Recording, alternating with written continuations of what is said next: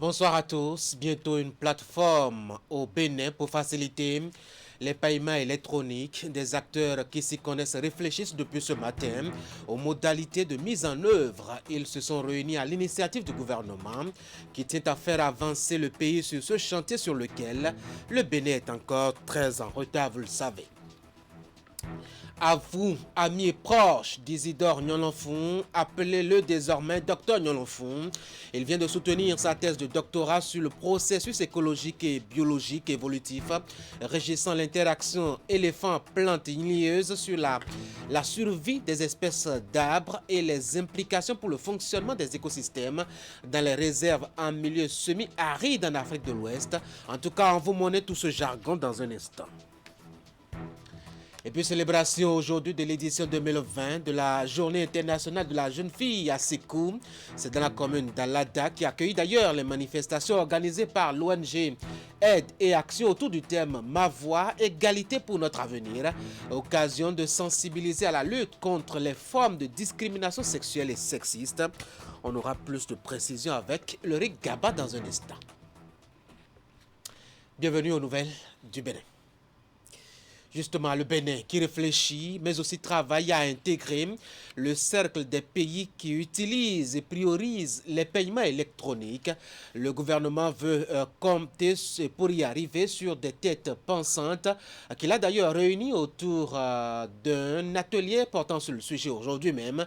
C'est à l'occasion d'une séance d'échange à Cotonou pour porter les premières bases de l'avènement de cette ère non encore explorée au Bénin.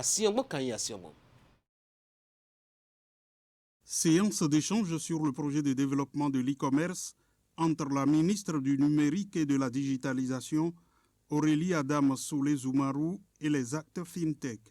Organisé le mardi 13 octobre, il a été question de la mise en place d'une plateforme nationale de paiement électronique. Cela découle de la vision du gouvernement de faire du Bénin la plateforme du service numérique pour l'Afrique de l'Ouest. Et c'est pour ça que le gouvernement met en place aujourd'hui la plateforme nationale de paiement électronique qui va être le hub de concentration de toutes ces solutions de paiement existantes aujourd'hui et à venir aussi dans le futur, qui permettra de rendre ces solutions interopérables et par la même occasion de remplir d'autres objectifs qui sont liés à l'inclusion financière, à la facilité de paiement, au suivi de ces paiements. La plateforme nationale de paiement électronique fait partie des pièces maîtresses de la stratégie numérique du gouvernement, d'où l'importance des échanges. Il était important que nous puissions échanger pour que nous puissions les uns et les autres exprimer nos préoccupations, certainement qu'il y en a. Exprimer également peut-être des suggestions, je suis sûre qu'il y en a également. Et puis, ensemble, convenir, disons, de l'ensemble de ces éléments qu'il faudra garder en tête dans la mise en œuvre de ce projet. D'autres séances d'échange seront organisées, a rassuré la ministre Aurélie Adam Soulé-Zoumarou. Il est à noter que la mise en œuvre du projet est confiée à l'Agence des systèmes et services d'information. Un autre atelier de formation initié par le Conseil national du dialogue social. Cette fois-ci, il est orienté vers les entreprises et porte sur les méthodes de bonne collaboration qui promeuvent le dialogue en cas de conflit. Voici le point du démarrage des travaux dans ce reportage. Les réflexions s'harmonisent ici à l'Imposec de Cotonou autour du dialogue social, les normes fondamentales au travail et la responsabilité sociétale des entreprises. C'est le Conseil national du dialogue social qui tient les ficelles de ce renforcement des capacités en faveur des acteurs de l'entreprise, notamment les employeurs et les travailleurs. À partir donc de ce jour, se tiendra cet atelier de renforcement des capacités dont les objectifs essentiels sont les suivants. Échanger en vue d'une meilleure connaissance de l'institution tripartite qu'est le Conseil national du dialogue social, CNDS. Sensibiliser les employeurs et les travailleurs sur la nécessité de créer et de maintenir le dialogue social dans l'entreprise. Définir une vision commune et partagée sur les règles de conduite du dialogue social au sein de l'entreprise. Identifier des stratégies de conduite du dialogue social pour des résultats probants. Échanger en vue d'une meilleure maîtrise des normes fondamentales au travail par les acteurs de l'entreprise.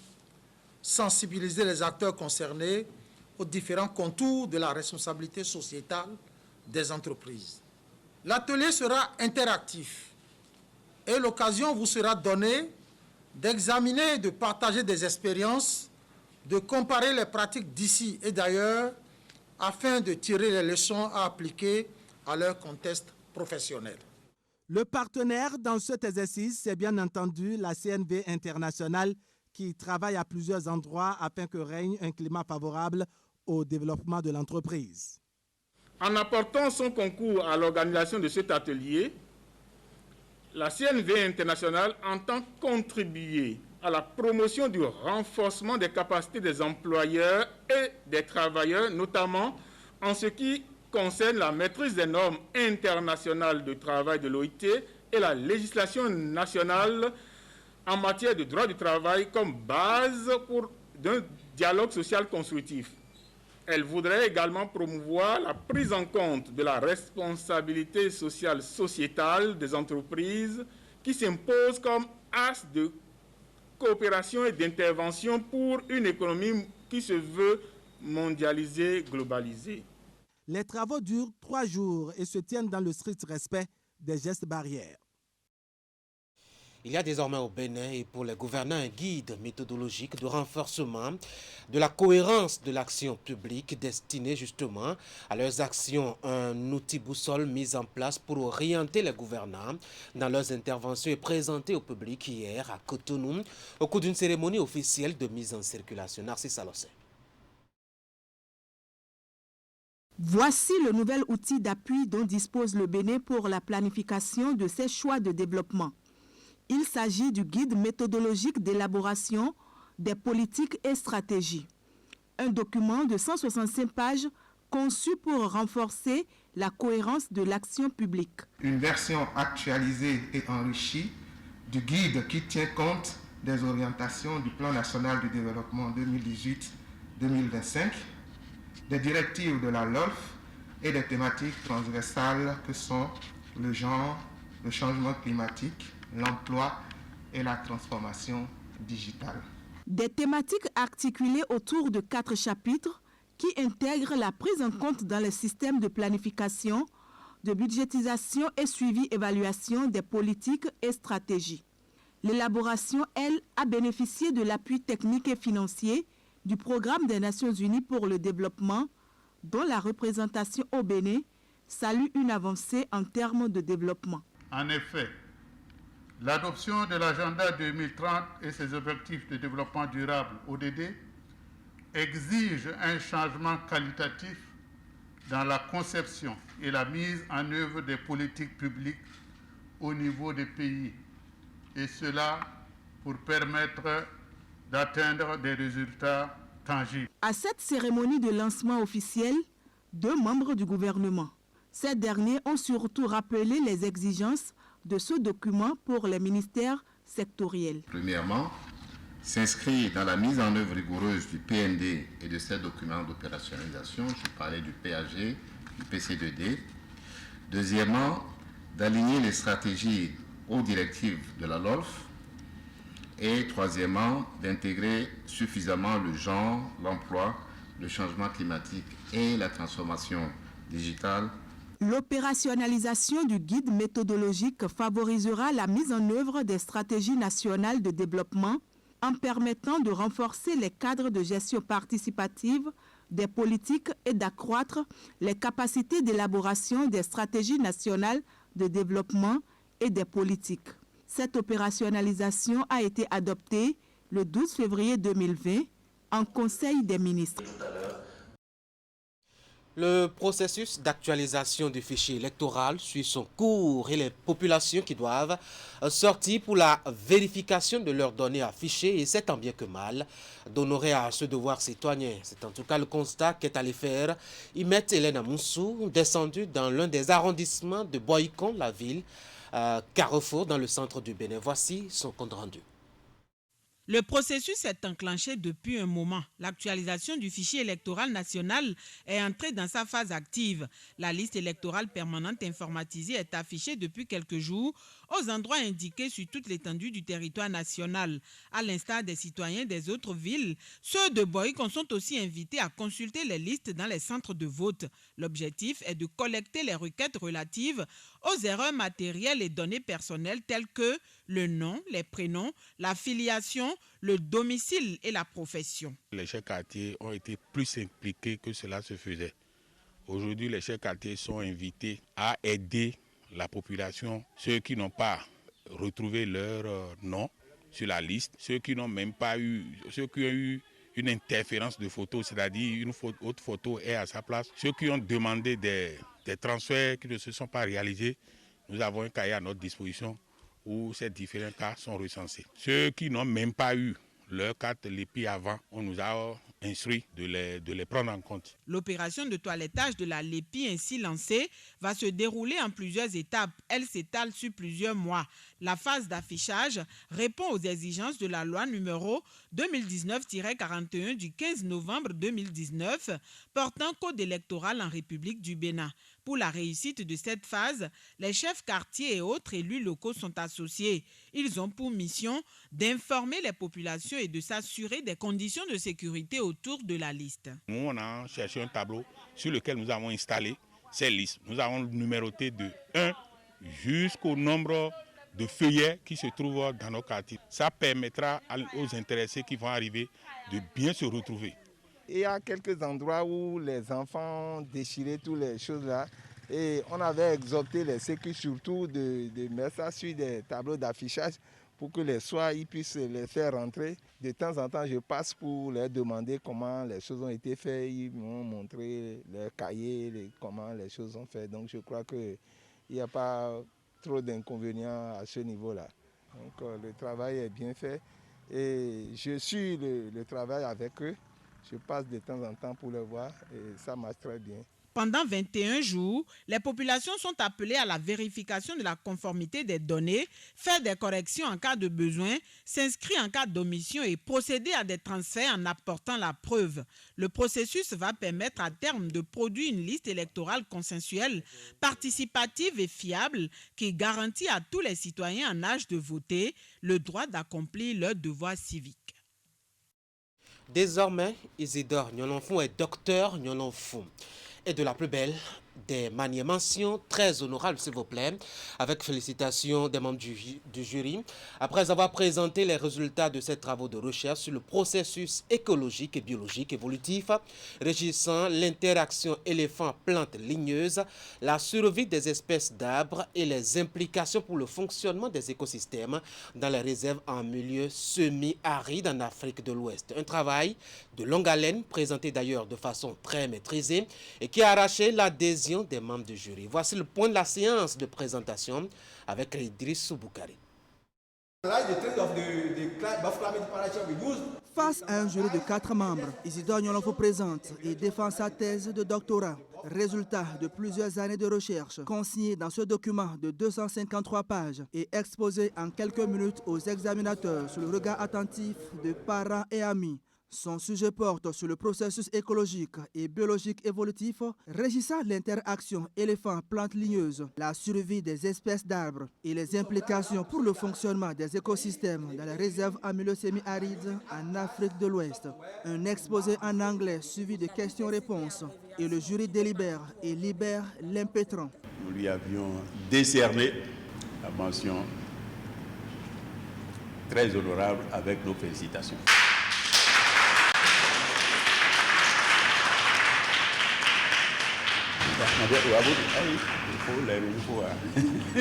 Isidore Nyolonfou fait ainsi son entrée dans le cercle des docteurs de l'Université d'Abomey-Calavi dans la spécialité aménagement et gestion des ressources naturelles, biologie de conservation, écologie et biologie évolutive, faune-flore. Du choix de son thème de recherche découle son désir de contribuer au développement de la science.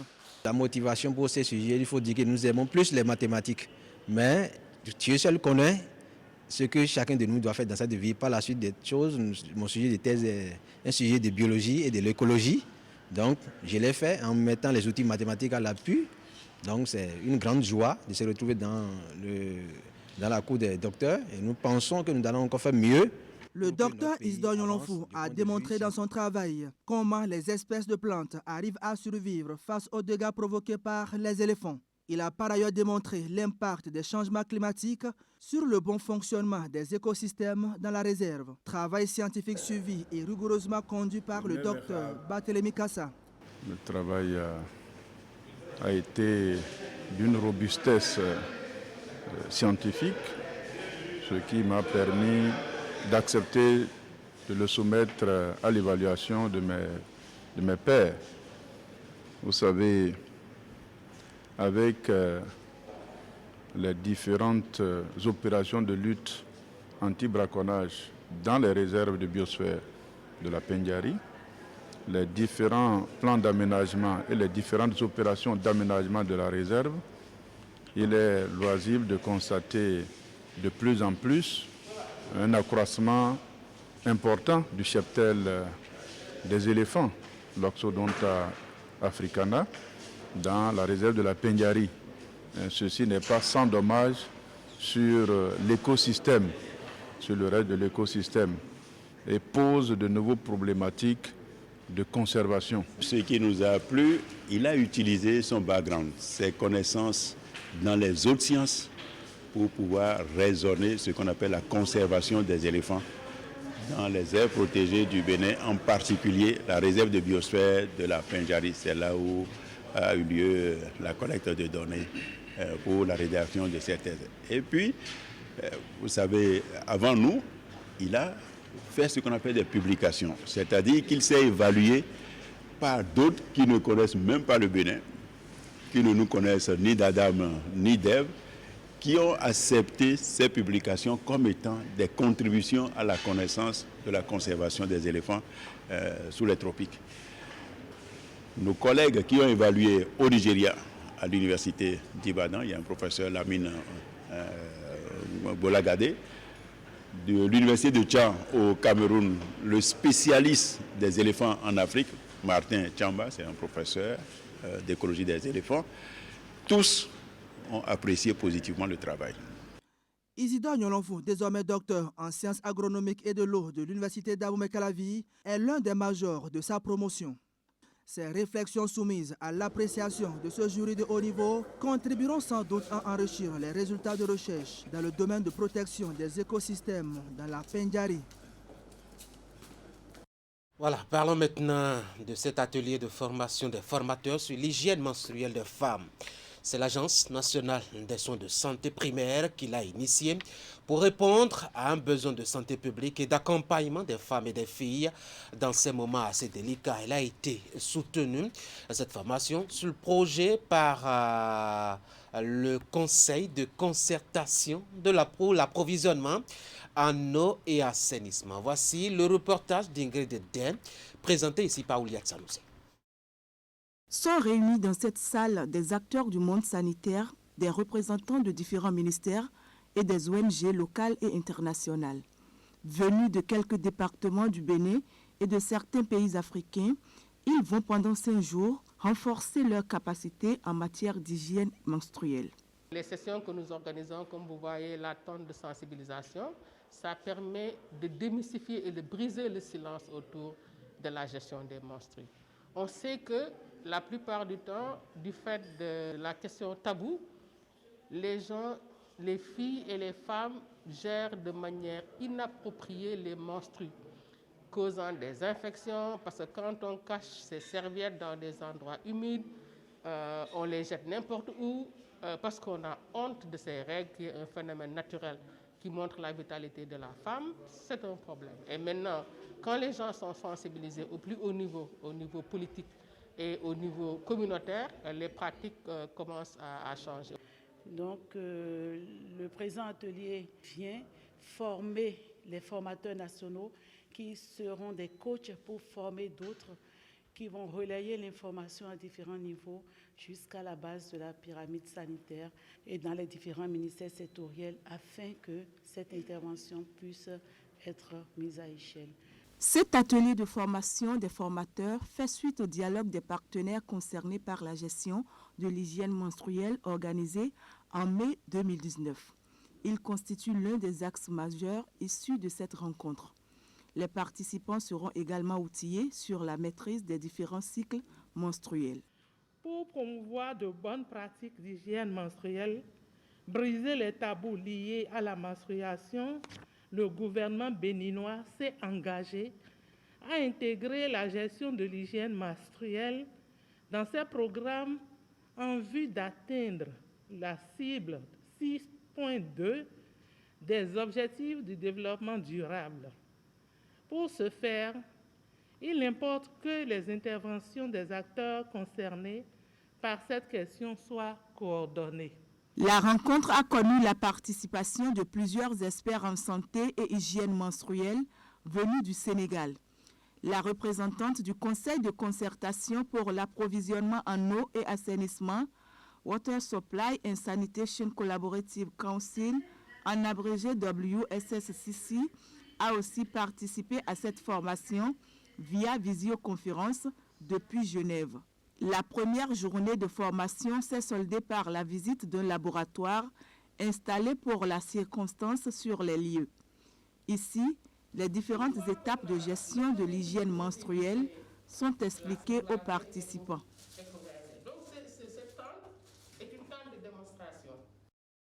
Parlons toujours de la gente féminine. Les filles du Bénin ont été célébrées tout à l'heure à Sékou, c'est dans la commune d'Alada. C'est l'ONG Aide et Action qui est allée se rattraper à propos de la journée internationale de la fille dont le thème est « Ma voix, égalité pour notre avenir ». Voici le reportage de l'Erek Gaba. À l'instar de cette petite fille, les messages écrits sur les pancartes sont poignants et incite à une profonde réflexion. C'est d'ailleurs le combat de Aide et Action qui, à travers la présente manifestation, commémore de façon différée la Journée internationale de la fille. Ici, il est question d'attirer l'attention sur les statistiques et le tableau inquiétant. Plusieurs phénomènes, tels que la déscolarisation, l'excision, le mariage d'enfants, les grossesses précoces, l'esclavage, l'exploitation constituent des violations des droits des enfants que subissent les filles et représente de nombreux freins à leur éducation et à leur épanouissement. Les taux de redoublement et d'abandon sont très élevés.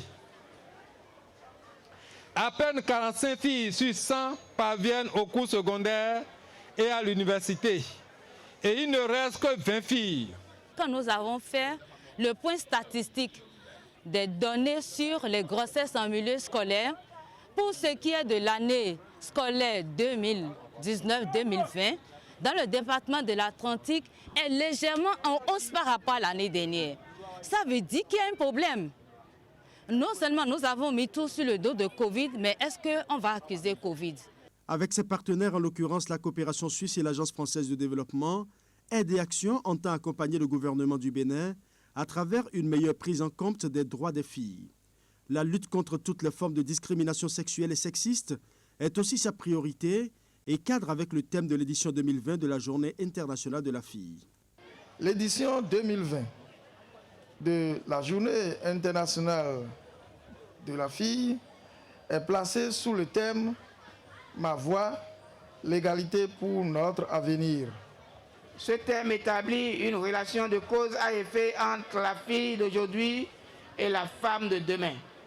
Autrement, les droits des femmes adultes commencent par les droits des jeunes filles enfants. Aujourd'hui, c'est pour pouvoir faire comprendre aux filles que quand je vais à l'école, je dois pouvoir terminer ma scolarité. Quand je vais à l'école, je dois pouvoir être une femme de demain. et ne pas abandonner l'école en cours de chemin, parce que ce que nous remarquons aujourd'hui, c'est que de jour en jour, le taux d'abandon des filles augmente. Alors que quand elles sont présentes à l'école, elles dépassent parfois même les garçons. Faire en sorte que les filles soient davantage scolarisées et qu'elles soient maintenues dans les arcanes de l'excellence au même rang que les garçons, c'est l'une des grandes batailles que mène Aider Action. Une lutte appréciée à sa juste valeur par les premières bénéficiaires qui en profitent d'ailleurs pour exhorter les décideurs à œuvrer davantage pour l'épanouissement de la fille. Si la condition des jeunes filles que nous sommes dans le monde, en Afrique et au Bénin, s'est considérablement améliorée depuis 20 ans, force est de constater qu'il reste encore de nombreux points sur lesquels des améliorations sont possibles et nécessaires. Ce sont notamment l'éducation, les violences sexuelles et l'accès à la santé. Dans ces domaines, l'ampleur des inégalités est encore bien présente. En organisant cette journée internationale de la fille, couplée de la journée de l'enfant africain édition 2020, Aider Action se donne une mission de relais pour une éducation de qualité au Bénin. Les enfants ont activement pris part à cette rencontre de sensibilisation à travers plusieurs tableaux culturels. Les femmes encore. Plan international Bénin réfléchit toujours à mieux contribuer à l'épanouissement des adolescentes et des jeunes femmes. L'organisation internationale a d'ailleurs sollicité des acteurs et les a conviés à des séances d'échange à Savalou et à Glazoué pour identifier des moyens plus innovants de mise en œuvre du projet Plan pour les filles destinées à la cible citée plus haut. Ceci n'est que l'un des nombreux ateliers initiés dans ce sens. Et on va retrouver Imet Elena Moussou et Georges Vautonon pour le point. Glazoué. C'est la dernière étape d'une série de 4 ateliers initiés par l'équipe du projet Plan pour les filles. Ici, ce sont les filles membres du conseil consultatif de la commune qui sont conviées aux échanges. À travers ce creuset, elles vont identifier les problèmes qui entravent leur épanouissement, leur bien-être ainsi que la réalisation de leurs droits sur la base des consultations déjà effectuées. Elles vont aussi analyser les causes profondes qui expliquent l'existence de ces problèmes et proposer des actions qui aideront à les résoudre. Ce projet est innovateur parce que ça s'intéresse spécialement aux filles. Et toutes ces habitudes-là vont être abandonnées. Les conseils dont on nous donne, je les mets en pratique et je veux que tous les jeunes de Glazoué aussi puissent les mettre en pratique comme moi et qu'il y ait de développement dans la commune. Les filles ont émerveillé parce qu'elles ont dit tout ce qu'elles avaient dans le cœur. Elles ont parlé de tous les blocages, toutes les situations qui font qu'elles n'arrivent pas à progresser, aussi bien dans le domaine de l'éducation, à plusieurs barrières liées à la protection, à la santé sexuelle et reproductive et à l'autonomisation économique. Les ateliers de priorisation représentent une phase importante de la mise en œuvre du projet Plan pour les filles. Il est financé par Affaires mondiales Canada et vise à s'attaquer aux causes profondes de la vulnérabilité et de la marginalisation des adolescentes et jeunes femmes au Bénin, en faisant d'elles les agents de leur propre développement. À cet effet, les responsables comptent sur l'implication et l'engagement de diverses autorités pour l'atteinte des objectifs. L'approche tient à cœur à l'organisation Plan international Bénin, dont la stratégie mondiale d'ici 2020 est d'agir pour que 100 millions de filles puissent apprendre, diriger, décider et s'épanouir. Une vision partagée par les maires des différentes villes dans lesquelles le projet est exécuté. Nous pouvons déjà vous rassurer, du côté de l'administration, que nous ne ménagerons aucun effort sur quelque plan que ce soit pour vous venir en aide, pour vous accompagner. C'est le moment, plus que jamais, que vous preniez la décision de renverser la tendance. Vous avez chacune des talents et de grandes aptitudes. Vous ne devez plus laisser personne vous faire penser le contraire. Quant à moi, mon accompagnement et celui de mes conseillers vous sont déjà garantis et ne fléchiront pas. Diverses activités sont prévues pour meubler cet atelier de priorisation qui a duré 3 jours. L'étape de Glazoué fait suite à celle de Banté, Dassa et Savalou. Femmes encore. Les membres du réseau des femmes syndicalistes du Bénin ont désormais un plan d'action clair et précis pour lutter efficacement contre le harcèlement en milieu de travail. C'est ce qu'elles ont confié à Geoffroy Messé et Florent Dehou samedi dernier à Grand Popo à la fin de l'atelier de formation auquel elles ont pris part. Un rendez-vous soutenu par la Fondation Friedrich Ebert qui a d'ailleurs amélioré le niveau de ces femmes venues de 6 centrales et confédérations syndicales. Voici le point.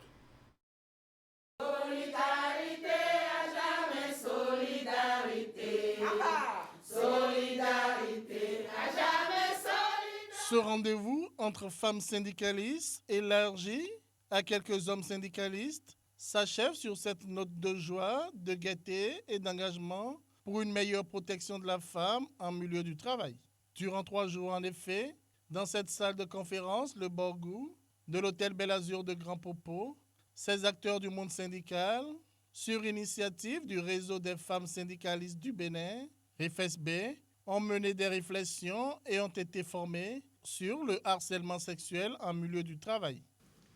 Cela nous a permis d'établir un plan d'action qui nous permettra d'aller de l'avant dans le processus qui doit nous amener vers la ratification de la Convention 190 et sa recommandation 206. Alors, chères sœurs et frères, je souhaite que nous soignions et que nous nous rendons disponibles pour être permanemment dans le processus vers lequel nous allons. Les travaux ont été meublés par des communications. Il s'agit entre autres de harcèlement sexuel en 10 questions, le harcèlement sexuel au travail au Bénin et la loi 2006. Les victimes peuvent-elles compter sur le droit? Impact socio-économique du harcèlement sexuel en milieu du travail et la Convention 190 et la recommandation 206 de l'OIT, contenue et portée. La Fondation Friedrich Ebert, par ma voix, vous remercie et est heureuse d'avoir été associée à ce séminaire. Durant ces 3 jours, vous avez sans faux fuyant mis sur la table les préoccupations des femmes et des personnes vulnérables sur le phénomène du phénomène du harcèlement sexuel. Vous avez diagnostiqué les freins tels que les pesanteurs sociologiques. Vous avez élaboré des stratégies pour amener les décideurs politiques à s'engager avec vous pour mettre un terme au harcèlement sexuel en milieu du travail, surtout au Bénin. Je vous prie de restituer les connaissances acquises à vos camarades qui n'ont pas pu participer à ce séminaire, surtout les stratégies pour sensibiliser nos sœurs qui sont victimes à pouvoir utiliser les différents mécanismes de dénonciation dont nous avons parlé ici dans cette salle. Les participants à ce séminaire national sont issus des 6 centrales et confédérations syndicales du Bénin. Selon la présidente du RFSB, les fruits de cette rencontre seront visibles dans les prochains jours sur le terrain. Les clubs Lignon de la zone 33 ont de la visite depuis samedi. Le gouverneur du district 403 A4 2020-2021 était à Boycon samedi dernier donc. Maurice Alabi Adebayo Alabi Olatundi est allé s'informer sur la vie, les activités de ces clubs ainsi que les difficultés auxquelles ces clubs donc sont confrontés, mais il en a profité aussi pour réactiver le club Lignon à Bomé-Cité Royale. Voici le compte rendu avec Kimet Elena Moussou. Honneur et privilège pour le gouverneur du district 403 A4 2020-2021 du Lions Club International. Mourit Alabi Adebayo Alabi Olatunji était en visite à Boycon ce week-end chez les clubs Lions de la zone 33. Avant de démarrer les différentes rencontres inscrites à son agenda, l'hôte du président de zone Cyril Leke est d'abord allé présenter ses civilités au maire de la ville Carrefour. Ce qui m'a impressionné dans votre présentation liminaire de Lyon, c'est la similarité qu'il y a entre ce que vous êtes, toutes vos dimensions prises en compte, et ce que nous sommes, politiques. Vous avez dit que votre action s'inscrit dans la trilogie amitié, fraternité et solidarité. Vous venez de résumer ici la mission d'un maire. Donc soyez les bienvenus. De l'hôtel de ville, l'ami gouverneur Olatunji est allé échanger avec ses amis lions des clubs Abomey le Pélican, Boycon les Bananiers et Dassa les Collines. À l'entame de la séance, Cyril Léké a fait aux visiteurs un résumé des difficultés de rencontre, de cotisation et d'action des clubs lions qui composent la zone 33. Des détails relatifs à la situation financière et administrative de chaque club ont été apportés par les présidents de ces clubs. Les problèmes auxquels nos clubs sont confrontés sont pratiquement les mêmes, à savoir l'absence de la plupart des amis aux AGS, aux différentes activités Lyon, le non-paiement des cotisations statutaires de certains amis, les manques d'œuvres. Mais pour t'accompagner tout au long de ton mandat, cher ami gouverneur, mon équipe a pris les taureaux par les cornes en expliquant de long en large le programme du président international et le tien au cours de mes visites avec les clubs et aussi au moment du premier CCGD. De l'analyse du gouverneur et des membres de sa délégation ressortent plusieurs observations, des orientations, pistes de résolution et aussi des conseils ont été donnés afin que les différents clubs continuent par apporter des services de qualité et à fort impact aux communautés qui sont dans le besoin. J'ai pu écouter les officiels sur l'état de santé de leur club. Des conseils utiles ont été donnés et nous avons reçu des promesses que ces conseils seront mis en application. Nous avons aujourd'hui pu donner force et vigueur à un club qui était déjà radié de la liste des clubs du Bénin en la personne du club Abomey, cité royale. Intronisé roi de la zone 33, Mourita Labi Adebayo Alabi Olatunji repasse satisfait. Les échanges de fanions selon les amis lions rapprochent davantage la zone du gouverneur à travers le slogan « Enthousiastes dans l'amour altruiste », ces lions entendent accentuer les formations, accroître leurs effectifs et multiplier les services dont les domaines de prédilection sont la préservation de la vue, l'environnement, la lutte contre la faim, le diabète ainsi que le cancer infantile.